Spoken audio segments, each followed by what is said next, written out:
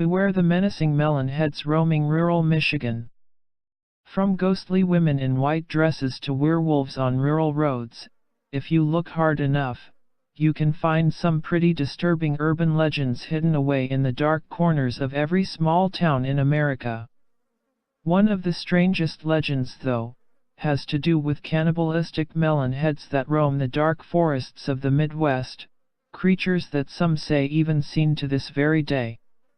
The legend of the menacing melon heads is believed to have originated in the woods of Saugatuck, Michigan.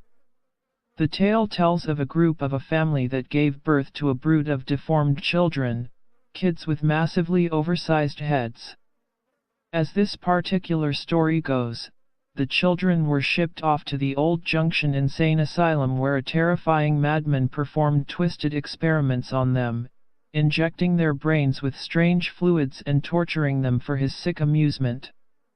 Eventually, with word spreading that the doors of the asylum would soon be shuttered, the kids hatched a plan to end their abuse once and for all. On a rainy night they attacked the mad scientist, escaping the hospital with his body and fleeing into the woods. By this point they had lost their sense of humanity and they feasted on the doctor's flesh, scattering his bones around a deserted mansion tucked away in the forest. Felt Mansion. This tale, however dubious, is the same yarn that was spun to teenagers in the late 60s, and the story has remained largely the same since then. In some versions the feral children were simply released into the woods when the old hospital closed. In others they merely killed the doctor, opting not to eat him. However, there is one frightening piece of the tale that has never changed. The disfigured children are still occasionally seen roaming through the woods by drivers of the area's lonely back roads. They came to be known as the Melon Heads. Today, local teenagers still encounter the Melon Heads along Wisner Road near the old Felt Mansion.